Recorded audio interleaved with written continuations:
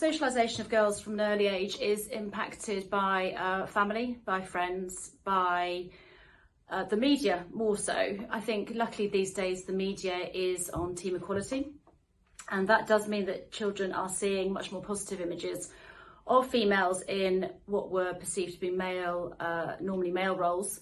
And I think there's a phrase saying, if you can't see it, you can't be it. And I think that's very true with children and their ideals of what they want to be when they grow older. So I think the socialisation is not so much these days girls playing with boys' toys and what you dress your girls in. It's more to do with the fact that actually what the children can see as positive role models are in gender neutral roles. So you'll see female football commentators and female rugby players, and roles which were normally carved out to be male roles are now very much open to girls, and they see that there's no barrier to their success in many respects.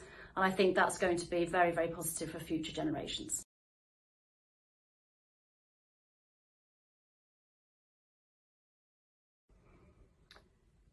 I think women can be perceived as being bossy as opposed to assertive, and I think that is a misconception that needs to be changed rapidly.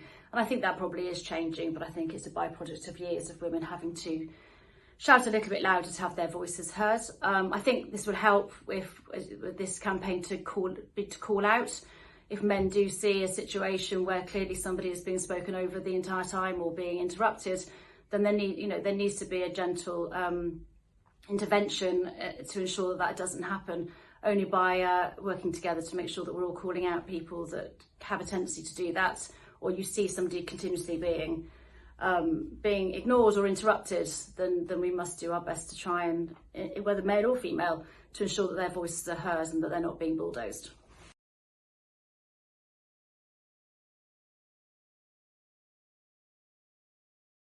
The biggest obstacle for gender equality in the workplace is gender pay gap, obviously. I learnt the other day that in marketing roles, which I am a head of marketing, that in the UK, the gender pay gap for a marketing manager is 28%, which is quite shocking. I hadn't realised it was so high. The average, I believe, is 9%.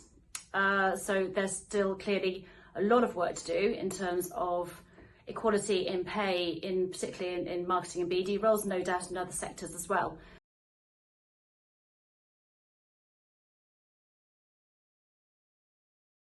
My vision for 2030 is equality in paternity leave.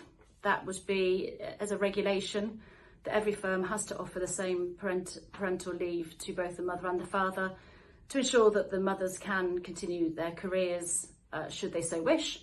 Or the fathers for that matter. There is no excuse anymore for having separate leave allowances for the mother and the father. Both are equally capable of raising their children, and each should equally be given the choice.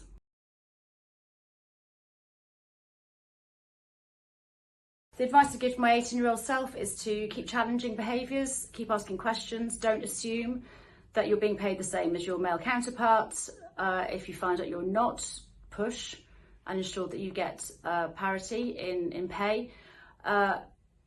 Choose to challenge is the campaign for this year, and keep challenging yourself and keep challenging behaviours.